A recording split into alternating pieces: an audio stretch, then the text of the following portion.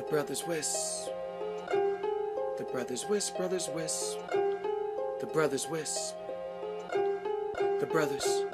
You're now listening to Greg. Hey everybody, This is Greg with the Brothers Wisp, number 80. I know we're a little bit tardy, but I'm assuming everyone will forgive us. The 5 people that actually listen to this, not including ourselves, so I guess the 2 people that listen to this. I am Greg Soul, coming from the motherland, Texas. What is today? It's the new year, January Saturday. 5th. Yeah, and I've got Davey all the way from LA. What's up? Oh, my intro music. Sorry, hold on. Oh, jeez. Calling Pennytone. Pennytone. That song works perfect for that. I got to figure out how to mute that one channel right there. Also from Chicagoland, we've got Mikey. How's it going? Excellente. Poor favor. All right, let's get the vegetables out of the way, before you get to your dessert. So we've got our new patrons. If you guys haven't known, I mean, I pour this out enough, I would assume you would know this. But we have a Patreon account, patreon.com/TheBrothersWISP, to get you access to the Little Brothers Wisp Slack group, which has got tons of cool killer stuff in there, and only nice guys. Home of the nice guys. And so this go around, our new ones are Anthony Maglari, Alex Comfort, Jonathan Edison, Josh Finley, and Johnny Helmstead. Yeah, There's he a actually T on there. emailed. I don't know if it's silent. I don't know how to do that. That's my best interpretation of your names. I apologize for any errors. And thank you guys very much. You ready to jump in, boyos? Sure. All right. So Mikey added this to the list, and I haven't been following this at all. So this is up to him to explain. It's the Ubiquiti versus Cambium lawsuit update. So as everyone knows, this is the Ubiquiti suing everybody associated with Cambium Elevate, the ability to load Cambium software on a Ubiquiti radio. So what's the new? What's the fresh? What's your hot takes, Mikey? So in the show notes, I have a link to a website that has all of the court documents. You can log into the federal government's website and read them yourself, but you have to pay for them there. But because of public record, there's a site that as you operate this Chrome extension, it will just automatically download all the documents pertaining that you view when you're on that website. So it kind of creates an archive that's free to the public of court documents. And I did ask some attorneys first, and you are free to distribute things you get from the courts. So then I linked to it, but basically the last update was partway through December. I believe it was December 17th. And No one gives a shit. Just get to the meat. Get to the meat already. and more or less, it boils down to the judge telling Ubiquiti that if they don't come up with something significant soon, he's going to dismiss the case. Boom. And obviously that's just a paraphrase. I should have probably had the exact words that he used, but he basically said that he's going to largely dismiss the case if they don't have something quick. So in other words, Ubiquiti is just fucking around. That's it. They're just going after people just to go after people. No. Didn't it end up biting themselves in the ass? Tell us that scenario. I remember you told me the story about how it ended up hurting Ubiquiti more than anything. So the the WISP that was sued, Was that Blip? the Blip Networks, the founder or co-founder of Blip Networks is also the CTO of Whisper ISP. They are a large WISP in the Midwest, I'd say 10,000 subs. They have been a Ubiquiti hardware beta tester forever. They even, did pseudo case studies on products that Ubiquity didn't even release. They've been doing stuff for a long time. And Whisper also, towards the end of last year, picked up, I don't remember the number, 150, 250, something like that, $1 million in the CAF Phase 2 auction, which basically means that the Universal Service Fund is going to pay Whisper to build out internet in areas where there was not previously internet. So in other words, now Whisper is pissed off. Blip Networks is pissed off, and the same company as Whisper. So now they're like, all right, you want to sue us? We're not doing anything back for you. And I guess Blip was the biggest beta tester and case study for Ubiquity. So they pissed off the wrong person. Well, there was also a distributor too, right? They got popped. So I figured Blip and the distributor would get pulled off the lawsuit. But I didn't think Cambium was necessarily going to get off the hook so easily. But I figured some of it was. I think they just picked one of the biggest customers they could and a vendor for the FUD. The fear, uncertainty, and doubt. Because I remember right after the announcement on the forums, or maybe on Facebook. Anyway, I saw some people saying, this sort of makes me question whether I want to go ahead and roll out this Ubiquity kit or rather. This Cambium stuff, and then do I even need to touch this Elevate? Because so it did. If they were trying to scare people, it did at least do that. Not to say it's really going to amount to much, and maybe just slowed things up, put a little hiccup in there, but I don't know. And so it doesn't bode well for Ubiquity when they sue a WISP, and that I guess that WISP's brother wins $250 million to build stuff out. Guess who they're probably not going to buy? Yeah, not just that. It just shows that Ubiquity is pretty damn stupid. You don't sue the people that help you. I mean, anyway, enough of that nonsense. But that was a pretty cool update. So in other words, a judge says find something substantial, which means Ubiquity is just doing nothing. It's lawyers trying to justify their jobs by finding something to sue about that's not really just. Anyway. We see this all the time. Yeah. There's always something. So let's talk about Centurylink's little boo-boo. So they had, a piece of kit in San Antonio start sending out broadcast traffic and consuming lots of capacity, and I think it spiraled into a nationwide outage. Is that about right? So I believe it was over 48 hours from beginning to end for this outage. And the outage is, and so you think, well, I don't buy CenturyLink, internet for my WISP. I don't, I don't care.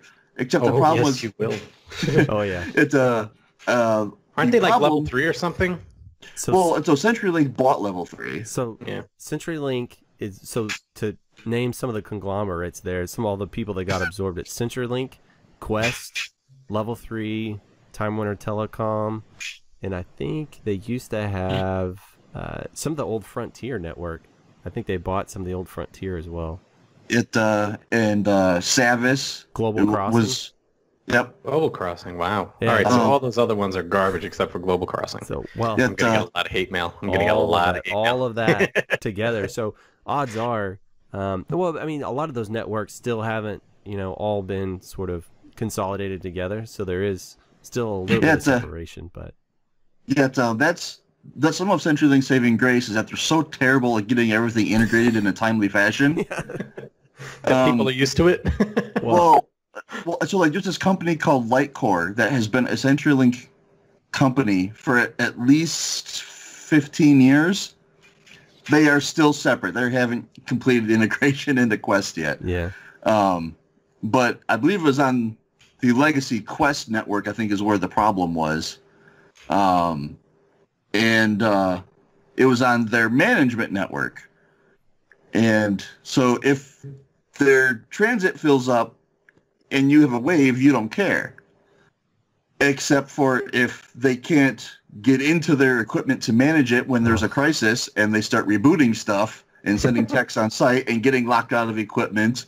And it's hard to say because their explanations are junk.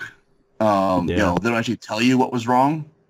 But, you know, near as we can tell, that, you know, there could have been some attempted reprovisioning to work around some failures, but because the management network was flooded, I'm guessing reprovisioning failed, so then techs have to go on site to each location and, you know, I guess reset configs and rebuild stuff. Yeah, I mean, this impacted everything. Their IP, voice, Ethernet access. I mean, you're talking about everything. Point-to-point transport, everything. Yeah, it's all of 911 in Washington State was out. Oh, that's bad. Yeah. That's lawsuits. Well, that's lawsuits. It's like at the data center, you know, Centurylink is one of our peers, and our forward-looking system pulled off of Centurylink. It basically put them in probation. We've got scripts in place that take them out of the mix, but we still had customers like, hey, man, your Centurylink's blah, blah, blah. And I'm like, sorry, bro, you're not riding Centurylink. It's just, it's super hard to say, you know, there's no way that any of your customers are not. You know, so, I mean, ultimately it came down to customers were riding Centurylink. I mean, they're a backbone. I mean, I felt it. Which day was it? It was a few days ago, right? I believe it was December 27th through the 29th. Yeah. Yeah. I had a handful of customers in New York only saying, oh, we're getting some jitter, and we did trace routes, and lo and behold. Anyway. It was 2:40 a.m. GMT on December 27th, and completion was not until the 29th at 12:48 p.m. GMT. So that's 50 or 60 hours that, you know, from initial to completion. Now, obviously not everything was down the whole time, but yeah, I don't know. It's just, it's sort of, it shows some of the fragility of the internet. You know, one provider has problems on, you know, the management portion of their network, and I guarantee anybody doing any real business across the entirety of North America felt it. You know, it's just. No, what about stock traders who trade on the, like, you know, 1 millisecond? I mean, if they're getting latency or something, they're losing money or not making money. Let me say it that way. Yeah. And so, like, I know some other things on, you know, on analog started to come up, but it's, you know, you may be multi-homed and everything, but the other side may not be. Yeah. For instance, the NIST NTP servers single-homed on CenturyLink. Nice. So the what time is it? What time is it? I can't tell. Damn it. Yeah. So, you know, the government's central NTP servers for the world were down. I really hope someone got fired for this. See, well, like, and the funny thing is that about 6 months ago, Frontier, they had a similar thing in the Midwest. Now, it only affected their management because they didn't try to reconfigure the network while they couldn't access it.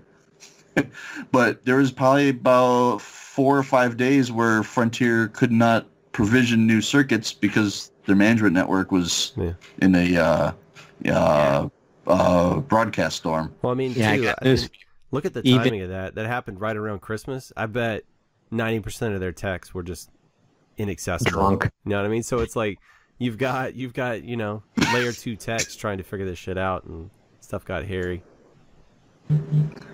Hey, the good news is, even when their systems were working, they still take forever to provision anything. Yeah. So at least now they have a good excuse. Let's look at the bright side of things.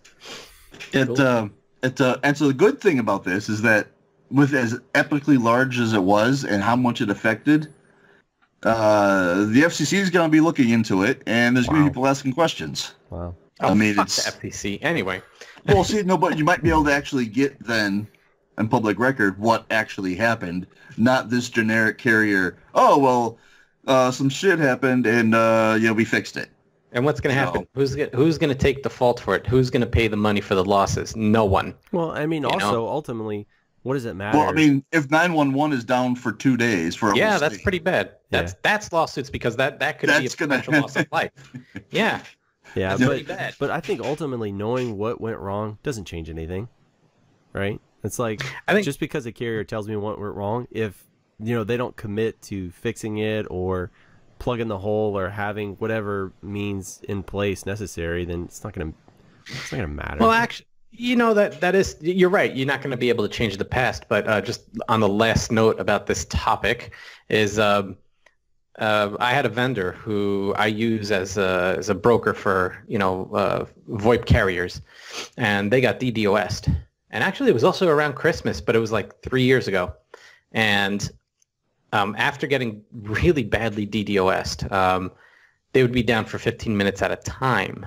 And with phone numbers, you can't just port them to another carrier. That takes a minimum of, like, if you're really fast, 5 days.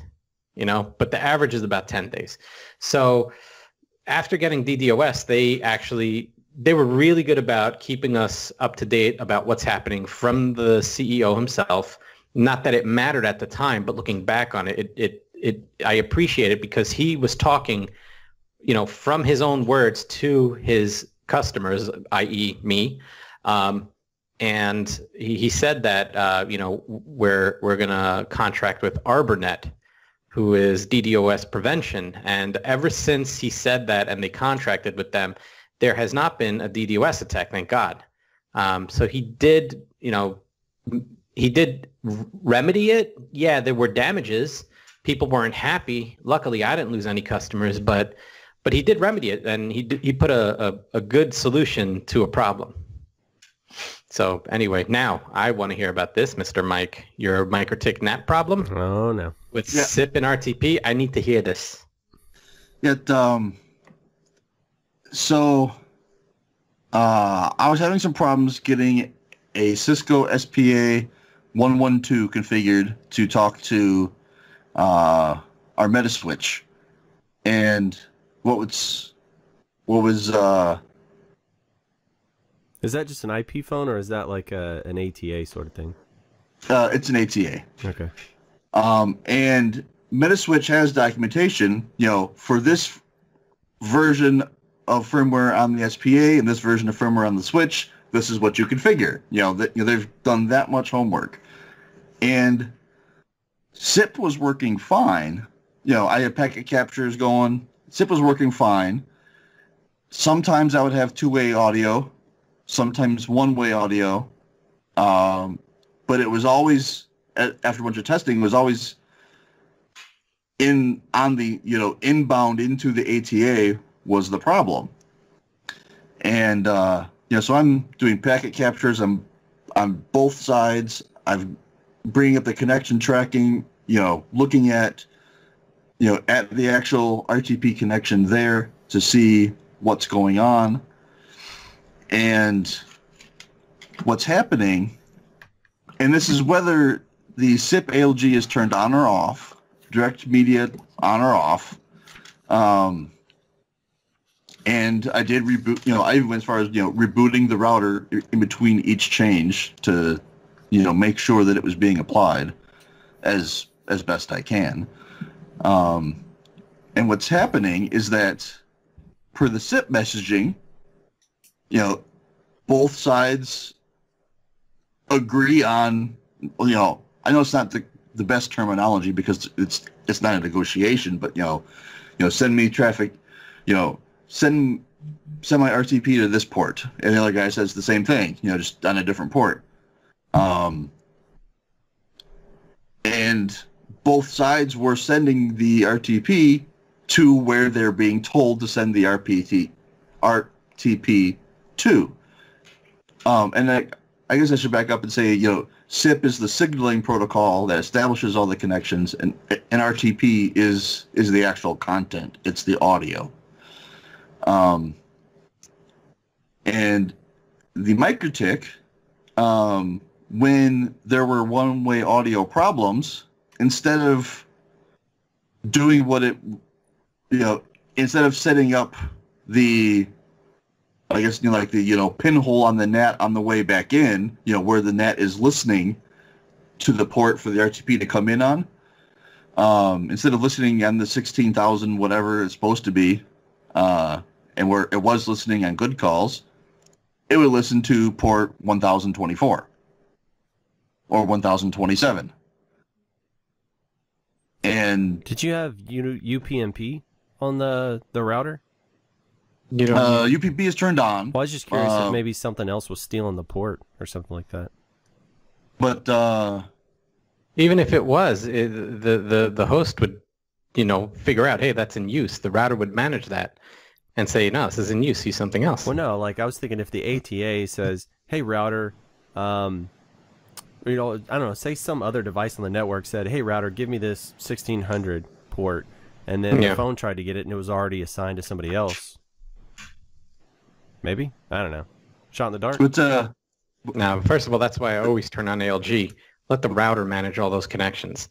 I think a lot of people like to blame the Mikrotik. I looked at the packet capture that you had sent me, and I'm really busy lately. But from what I've seen, I don't think it's the Mikrotik. I know people like to knock the Mikrotik. I definitely had my qualms with Mikrotik, but I got to tell you, I mean, look, my whole business is VoIP. Every one of my customers, minus a few here and there, are using Mikrotik, which I've implemented in the data centers. I have Mikrotik, and I've never seen this specific problem with NAT. It was with something a while back. I've been doing VoIP for 16 years. Well, in your Never face. seen it until now. So you think it's a problem with ALG in the current version you're using?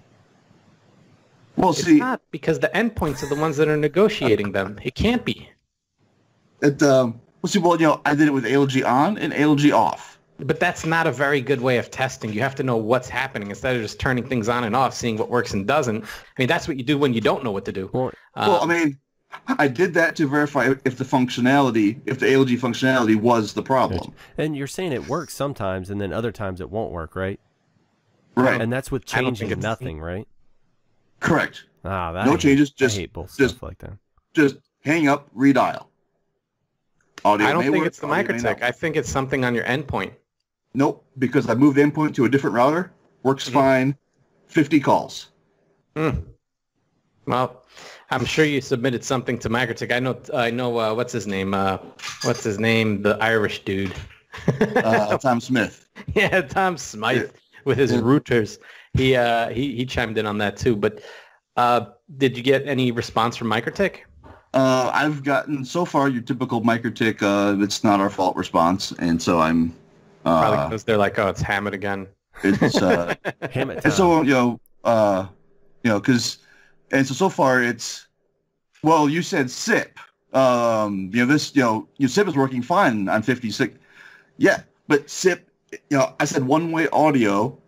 And thus RTP. That's the problem. Yeah. Well, you said SIP. It's now we're debating whether I meant SIP or RTP, and it's like, well, just fix the problem. Don't work on the semantics of. I would suggest to you, and this has been very successful for me as of late, is making a video whenever you're having problems and submit that to Mikrotik with your SUP out and all that stuff.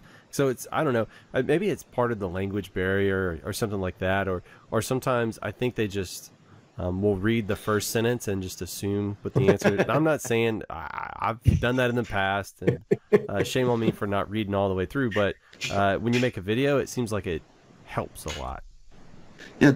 I'll try that, because I set, I think, 5 or 6 different sets of information, and in each set, I had a packet capture on both sides, and it's been a couple weeks, so I don't remember where the local side was, whether it was before or after the NAT. I think it was before. And then also screenshots of the connection tracking showing that Mikrotik NAT was expecting the reply on the wrong port. And a SUP out during, that would have, during that call, so they would see whatever, internal things they would have. Yeah, if I gave a shit enough, I'd actually really spend the time and look into that, but... What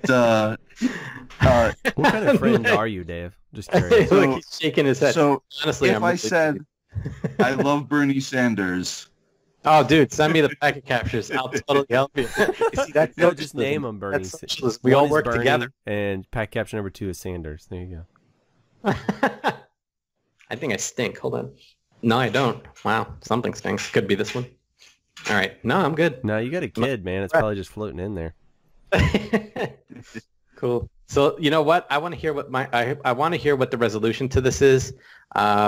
Also, Hammett, really, just I want you to do this. Send me a packet capture from the local side of the Mikrotik on both sides. The local side of the Mikrotik. So in other words, if you have a bridge interface, capture packets on the bridge interface, and then I want you to capture packets on the WAN interface of the same router. Okay, because if it's an ALG problem, you'll see it right there. Sure, yeah. You don't have to capture it on the other side yet. And then, of course, on the other side, I hope you're not doing that at the server. No, okay, good. Then I believe it has a /28 just to the server. Yeah, whatever. But if you could send me a capture from the LAN side as the interface when you're doing your packet sniff, the interface, and then do it on the WAN interface, and that's going to show if there's any ALG translation problems. But from what I remember, things were endpoints were responding to the wrong endpoints, and that's why you weren't getting audio. From what I remember seeing, I briefly looked at it. I'm doing some crazy shit right now, but sure. So so like my ATA would tell the voice switch, send to port 16342. Yeah. And the Mikrotik says okay, and then passes that along.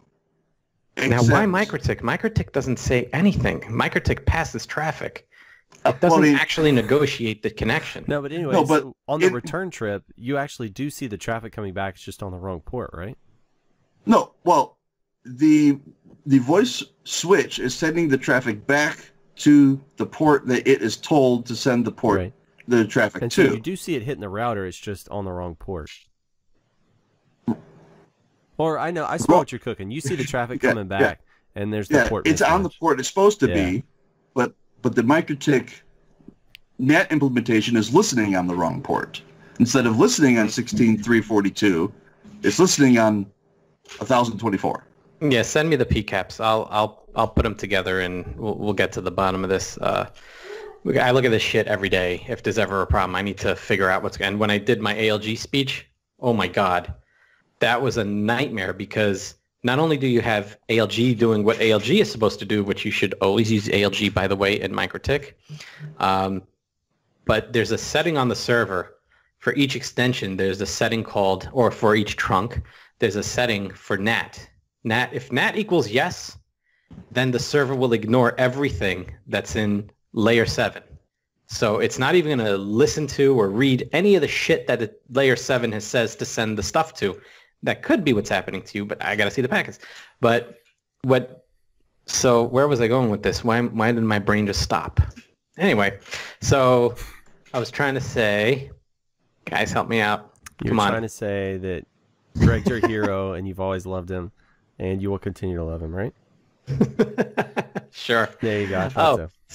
So if on the server you put NAT equals yes as the setting, it's going to ignore everything in layer 7 and just respond to the source IP and port that the traffic came from.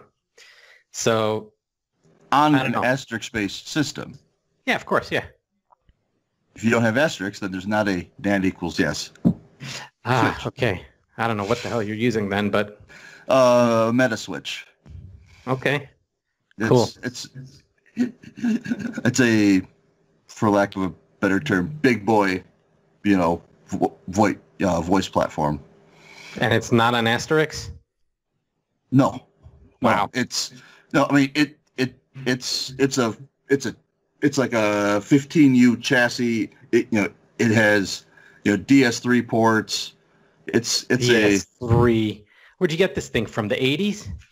That's what the voice infrastructure is. We're done with this conversation. Yeah, he inherited this network. No, somebody, Did you inherit a mess? Let me hear it. You inherited a mess? but But that is what voice is. Voice is DS1s, DS3s. Yeah, back in the 90s when you that's what it is right now. That's what it is right now. Your tandem switch. Yeah, is when it goes DS3s. to copper, yes. I mean, a DS3 is channelized anyway. What the fuck? It's going to be digital. Dude, that's get with the new. That's what I have. Get with the There new. is no new, because the tandem switch is DS1s and DS3s. It's a real switch. It's not some... Hammett, I run a fucking VoIP company. I know you do. VoIP. This is a telco. Yeah. This is a telco. Different world. You're playing in the little game. I'm playing in the big game. All right. Let's cut right there and move on before it gets ugly. Before we bring moms into it. So in the course of that, Thomas Kerneck made a suggestion, and sometimes I forget it. When you're troubleshooting on a Mikrotik and you're making changes constantly, you should go into IP firewall, the connection tracking table, and clear out entries. So like if you're doing a ping from your laptop and you're making changes and it's not working, a lot of times it's because you're doing a persistent ping and it's got a connection established, and so it's not going to run through those rule sets again. So Mike said he was rebooting it, which honestly that does the same thing, but you can just find those ICMP entries in there and then just hit the minus, delete them. It'll run back through everything, and a lot of times it'll start working again. To build on that, that is always true, but I found that when you make a change, when you turn on or off ALG, because that's really the only option you have, unless you want to add some ports, but if you turn on or off ALG, even if you clear the connection tracker, it still doesn't do it. So that's why I say you have to reboot. I haven't actually tested it like I'd say in the last couple months, but when I was testing it, and every time I need to turn it on or off, I always clear the connection tracker and it doesn't do anything. And that's why I say sniff on the LAN, sniff on the WAN, and that'll be the smoking gun. That'll tell you if it's actually doing what it's supposed to do. And it doesn't, so you got to reboot it. You need to make that rhyme. That's pretty close. Sniff on the LAN, sniff on the WAN, and then make it rhyme at the end. Bring it home. See, and then I watched your video. That's why I was rebooting. So to make sure. Reboot. No, really. I've seen maybe Mikrotik fixed it. Mikrotik has quirks. I mean, everybody knows sometimes you got to drag a rule up, drag a rule down. Sometimes sometimes they're just need a little extra attention. Reboot never hurts. Let's keep trucking. So I asked the guys to compile a list of some of their favorite things as well. I would love to hear everybody else listen to this favorite thing. So also something we're doing, I'm going to go ahead and put a call out to you guys, is your top 5 tips. Especially guys in the Little Brothers with Slack. We've already done it with Tommy C. Just compile your top 5 tips. Get on a quick Slack call with me. We'll record it up. You want a little discourse in there. I don't want to just read out your tips. I want to know why you have this, why you believe this is important to tell other people. And let's get those shared out with everybody else. But mine, I'm going to start with me. Mike's got his stuff in there. Maybe Dave will think of his really quick. He's a procrastinator. I don't know if you guys have noticed. But, oh, please. You just filled this list in just now. What's your point? I got it done. I don't see your name on here with the stuff. This isn't homework. All right. I don't have any tips. My tip is don't be... Okay. My favorite hardware device of the year is the HAP AC Squared. I think those things are baller. They're cheap. They're powerful. They got 5 ports. They've got 2 gig radio, 5 gig radio. It's kind of everything you need. You can PoE power these jokers, so they're really great. In love with these things. Number 2 is pickleball. I started playing pickleball this year. Dave loves to make fun of me about it. Oh, yeah. You can see my medals. That just sounds ridiculous. You can see my medals over there. I've already gotten 4 of them. Holla. Of course, I'm playing against 70-year-olds, so I mean, there's nothing to brag about. I broke a guy's hip the other day, but dumb question. Why the fuck is it called pickleball? Is there a pickle involved anywhere? No, it's from what I understand. Just makes it sound stupid. They used to have these boats that would go out, and the last boat was crewed by whoever they could scrape together, and it was called the pickle boat for some reason. So this is like you take a badminton court, you take elements of ping pong, elements of tennis, elements of racquetball. You cram all that crap together, and that's what this thing is. It's baller. It's a lot of fun. You learn in 10 minutes. You play It's a blast to try that. A couple of new podcasts I started this year that I really like. One is called Your Mom's House. It's Tom Segura and Christina Pazitsky. They're comedians. They're a married couple. It's not for the faint of heart, so it's pretty profane, but it's really funny. And then Harmontown, Dave, or not Dave, what's his name? I listened to it a few times. He made I can't remember the name now. Community and Rick and Morty. That's his as well. Yeah, Rick and Morty. Dan Harmon, not Dave. Dan Harmon. Yeah. So that one's a fun one too. And sometimes they play D&D at the end, which I find utterly amusing. And then my last favorite thing of this year that I could think of while we were typing the notes really quick before the show, as Dave was so happy to point out, is the Little Brothers with Slack. Man, I'm just so pleased to see that community grow and just all the stuff that's coming out of that. It's makes me smile every time I see you guys helping each other out. So, Mike, tell us about your favorite things. So, learning something new. That's your you just now learned to do that? Yeah. His favorite thing. So in the past year, I've been doing a lot of work for a local telco. So getting into DSL, getting into, PSTN voice, and it's by the way, Vonage is asterisk. Ring Central's asterisk. Go on. There's quite an extensive list of people that use Metaswitch as well. It's like Metaswitch and BroadSoft. They're up here. Now that said, I have used asterisk since 2003. But anyway, all right. Anyway, but so there's let Mike talk. But so there's always find something new to learn. And this has been a lot of learning. Look at things you can, self-improvement. Also on my list, I've got the SFPs because that's just kind of has to be there. You're beating that horse, yeah, for sure. I think I don't know. 2019 may be the last year I beat on that because enough people will have it that if you don't have it, you suck, and I don't really care to hear about you anymore. Fair enough. If you're not going to learn, if they haven't learned by now, then they don't need to work with them. Mike, I like you today. You're a little fiery. Yeah, I especially like your last entry there. Arguing with Dave. Yeah. Oh, dude, I love that. That actually is somewhat of a hobby. It is enjoyable. They say about arguing with idiots on the internet. So. Oh, why do you say idiot? Don't call him an idiot. Now I have met Dave, so does that still qualify? Qualify for what?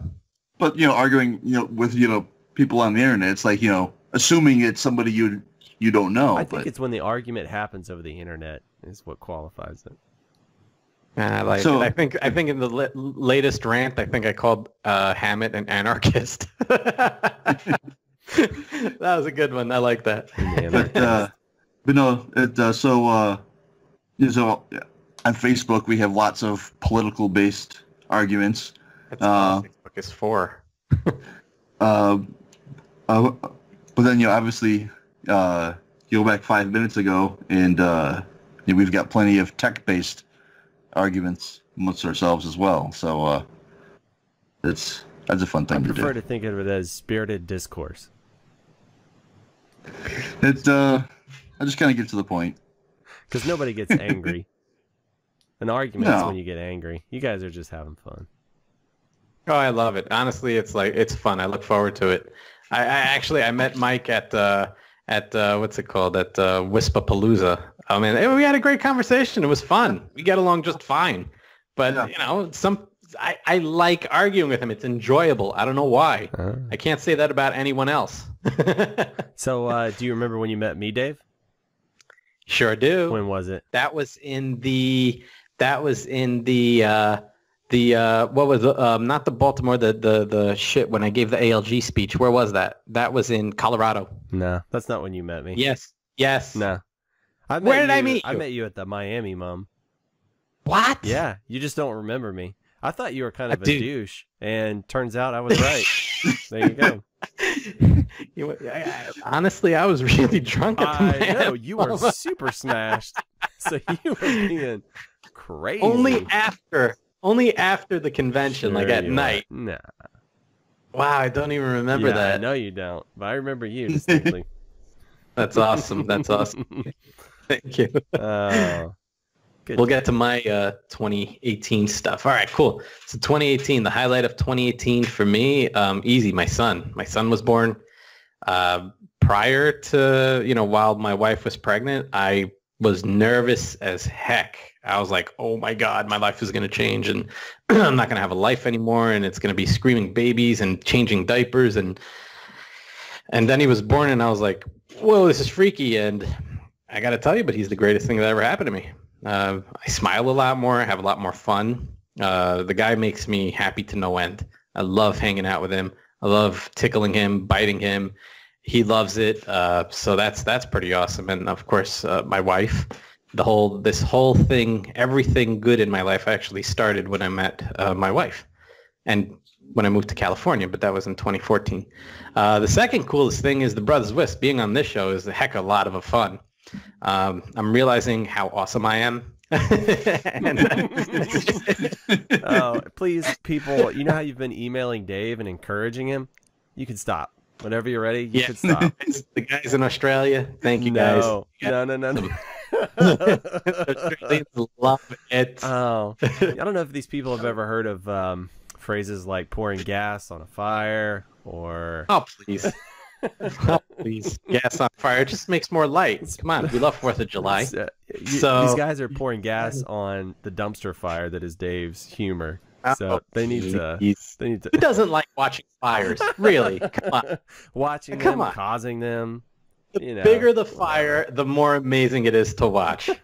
I rest in peace. All right. The other cool things about 2018 is meeting you, Greg, again.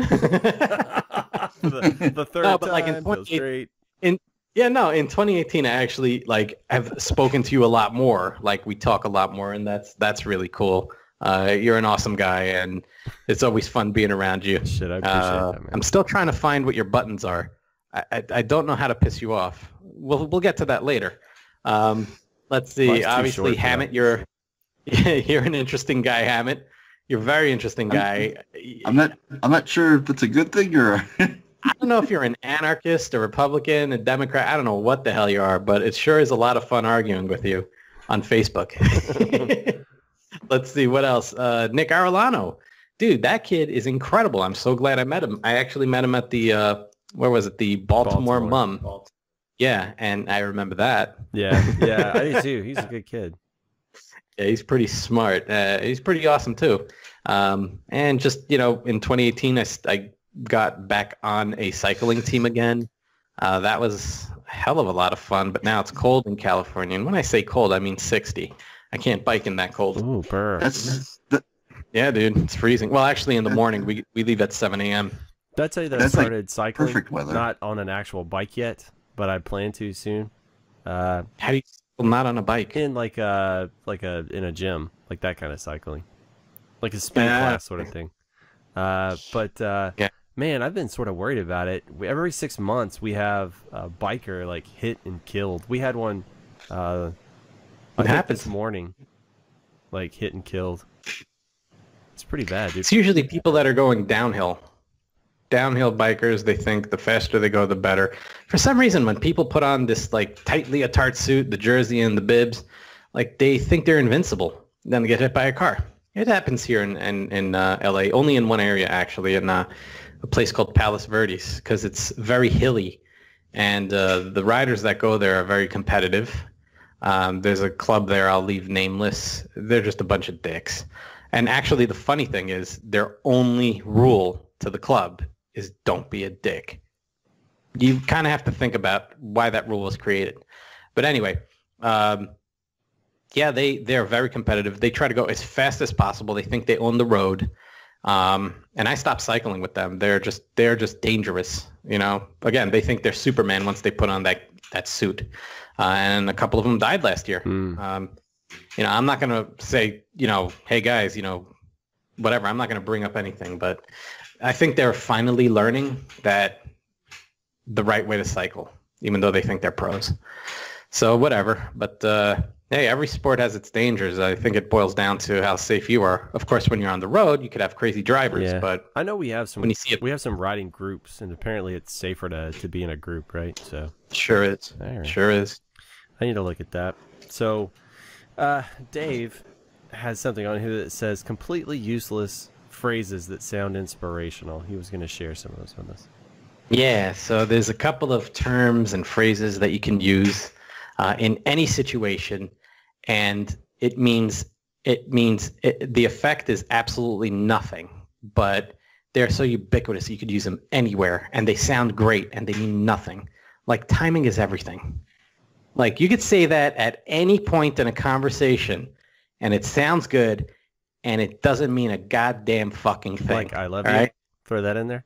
Oh, dude, you serious? Come on, man. You, Mr. Mush, saying that? Come on. No, I don't buy it. I like saying that when I get off the phone with people, like vendors and stuff. I love you, and then you hang up. You ever do that? It's a good time. No, but actually, a funny thing is, I used to really like scaring my wife before we had a kid. And one of the ways I would scare her is to hide somewhere in the house and then jump out and scream, "I love you!" And she would scream. You're an animal, dude. I would hate you. I mean, more than I do now. I don't do it anymore. I don't do it anymore because I actually feel bad. But it's funny. I told her that's a new feeling I've never felt before. Feeling really bad and really happy at the same time. It's a very strange feeling. It's bittersweet. Is that what you call that? Maybe. Yeah. And another great term that I thought was kind of good was all you need is a beat. All you need is a beat? That's it. All you need is a beat. You could use it anywhere. So somebody's talking about their groceries they just picked up, and you're like, all you need is a beat. Yeah, really. That's it. All you need is a beat. Oh, shit. And timing is everything. I guess it could be like, like the vegetable. Yeah, it actually does work when I think about it. Yeah, there you go. Good one. It could be music. It could be an action. Yeah, maybe start saying, "Hey, drop a beat," and then try and get him to beatbox so you can do a little rap for him, a little freestyle. Oh god, that would be embarrassing. Oh, do that at the grocery store. Yeah, you're at the checkout counter. They say, "Hey, how you doing?" You say, "Drop a beat," and then just blow their minds, bro. Do you have to say it in that voice? You gotta give me the eyebrow. Hey, drop a beat. Oh my god. But we'll start with timing is everything. If any of the viewers have any awesome, inspirational, useless terms, please leave them in the Slack chat or on the notes for this video, comments for this video. That would be awesome. I'm totally looking forward to using useless terms to fill space. Go ahead. All you need is a beat. Drop a beat, bro.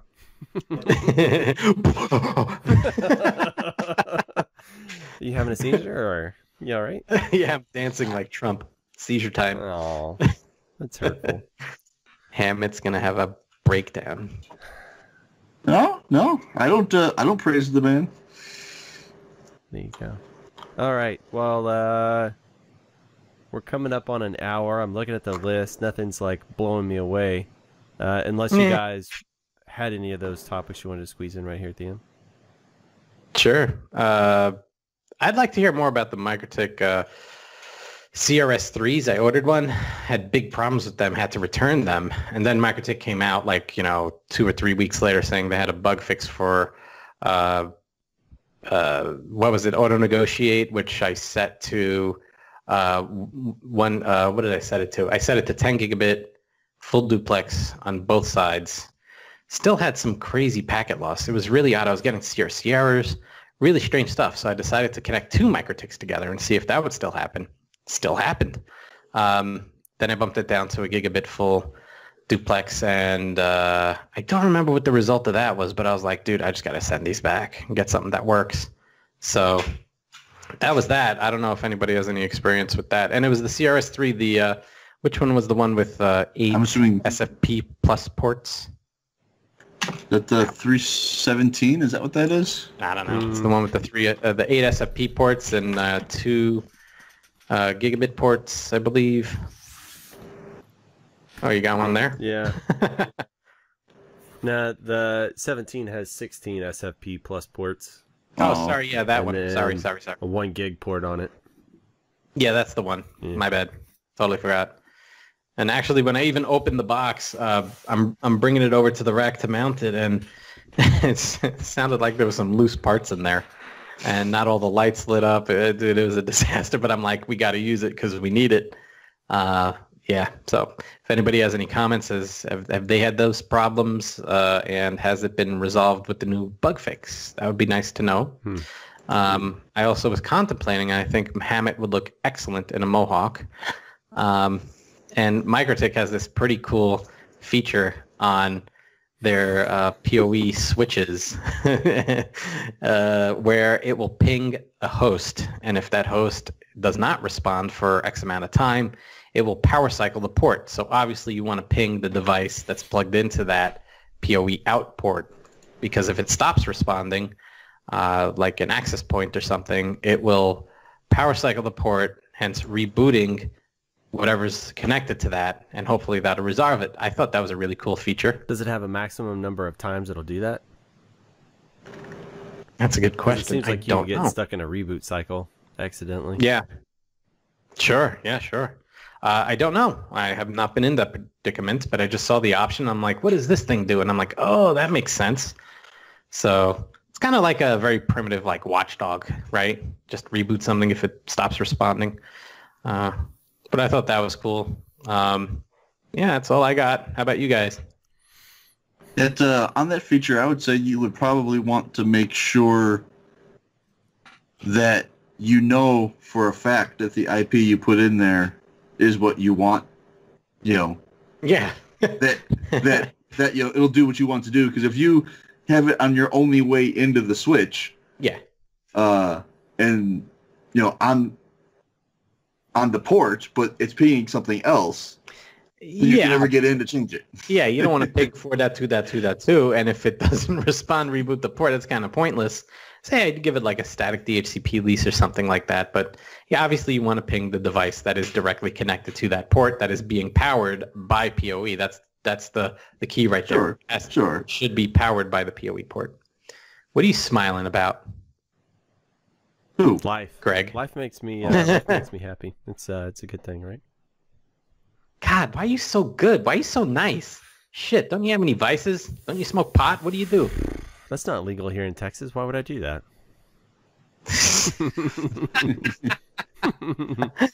Oh man, we're gonna have fun when I come to Texas. Oh Lord. We're gonna go to a rodeo. We're gonna have just fun. an always revolving rodeo that you can go to in Texas. That's not how it works. Probably. Probably. Texans are very proud. You know that. Come on, you live there. They have your own national fucking anthem. Texans are very proud. I know. What do they say? It's like if you look our flag, there's one star. And we like to imagine Don't acknowledge the that's our rest of way the of states. telling everybody else, this is what it would look like if we didn't have the rest of you. It's like, yeah, we don't need you. We don't want you. Who's the sales guy from RF Elements? Tassos. Yeah. So his son had his birthday, and on Facebook he posted he had a birthday cake. And what was it? The Texas fucking flag. I mean, that's how much Texans love Texas. You see a lot of people with like Texas tattoos on. Oh shit! It's pretty intense. Yeah. Don't insult Trump around those guys. I don't know, man. Like now that he's Do you have a Texas tattoo? Do what? Do you have a Texas tattoo? No. Should I get one? No. What if you move? I think it's to signify your heritage, right? Where you're from. I don't have a Brooklyn tattoo. Should I get one? Yeah. Like you can't tell already. What would a Brooklyn tattoo even look like, dude? How is Brooklyn shaped? I don't think anybody would know what was going on. That's a good question. It's a blob. Yeah. It's just a blob. See, that's why. That's why you can't do those sorts of things. All right, you dinguses. Let's let's put a bow on top. Dave, if people want to get a hold of you, and not to email and encourage bad behavior, because we do positive reinforcement, okay? We don't punish negative behavior, we encourage positive behavior. So if people wanted to positively encourage you, how would they do that? Yes, guys, please do not send encouraging things about bad behavior. Don't send them to david@pennytone.com. Don't call me at 805-410. Shit, I don't even know my number. 4022. Yeah, please do not send anything to that email address that will encourage me to do anything related to awards or inappropriate behavior. Has anybody actually called you? I know you give your number out sometimes. Nah, nobody actually called. Wait, did someone? Yeah, actually, one person did. Yeah, they are in. Where is it? North New York State. Because when you say New York, you immediately think Manhattan or something. But Syracuse, yeah, he's around Syracuse. He actually became a customer, and he said, "Hey, I heard about you from the Brothers WISP, and yeah, let's talk about VoIP." So yeah, I was helping him out and got him some Mikrotiks and showed him, traffic shaping and all that. But yeah, I got one call. But I get emails occasionally. I just recently got the email from that guy Johnny, who became a patron. Yeah. Dude, he's in Borough Park. That's like a stone throw from where literally the block that I grew up on. Oh, that's crazy. Yeah, it's pretty awesome. Because he is as interesting a human being as you are? Nothing like me. Oh, okay. Nothing like me. I think after I told him what the awards were all about, I haven't heard from him. Oh, my God. Anyway. He's like, I was listening to the Brothers WISP trying to figure out what the award thing was about, and so I just came out and told him, and no response. Yeah, I can't imagine why. So, and for anybody who really wants to know the inner Dave, I occasionally get very interesting text videos of him doing interesting things. So don't get on that gravy train. That's weird. Wait, why don't I know about that? Yeah, they're coming from you, fool. I would hope you would know. You're going into a fugue state, sending me crazy emails or text messages rather. Yeah, probably. All right, so Mike Hammett, I know you're gonna say something off-putting, PayPal. But if people want to get a hold of you on the internet, how would they go about that? The patreon.com/TheBrothersWISP. No, that wasn't off-putting at all. All right. So if you want to get a hold of Greg, you can hit me at greg@gregsoul.com. I've got a blog, gregsoul.com. I'm very original, you could tell with my naming of things. My oldest son is just named Boy 1, and then the other one's Boy 2. So, no, we actually have a dog that her name is Girl Dog. So we're very, very original. And we have a cat named Miss Kitty. So there you go. I used to have a fish named Dog. Oh, good one. Anyway, if you want to get a hold of us, TheBrothersWISP.com is where you can go to grab. I wonder if people mostly subscribe through iTunes or if they actually go to the page itself. Anyway, I continually put updates there. I don't know if you guys are using them or not, but you can jump there. Patreon.com/TheBrothersWISP. That's how you get in the patron-only Slack. There's no such thing as a dumb question in there. So don't be afraid. Unless Dave asks it. Yeah, right. Obviously. Mr. I don't know how SIP LG works. No, but the idea I'm being, eating Chinese food. Nobody gets burned down. Nobody gets crucified for asking a question, right? It's honest answers because there's all skill levels in there. There's all the way from me at the bottom to like Andrew Thrift at the top. That dude's like super genius. That dude knows stuff. Oh, yeah, he does. He's like 20 or 40 Daves put together at least. Yeah, and if you could join the Slack channel if you'd like to see some good arguing like this, that's always fun. Sometimes rants start, and I totally miss them for like days, and then I have to go back. Usually only in the general or random. We usually keep it kind of on topic. There's a lot of topics in there. Also, Facebook.com/TheBrothersWISP. I know it's been a little bit quiet lately, but it's the holidays. Mike's been busy. He's busy anyway. So most of that stuff on Facebook, virtually all of it's Mike. So thank you, Mike, for all of that good stuff. You can also contact us on there if you have any questions, comments. Contact us at TheBrothersWISP.com. Really, tell us what you want to hear about, and we'll talk about it. You can tell that we just sort of pull the scraps together of all the things we run into. So if you've got something interesting you'd like to hear more about, let us know.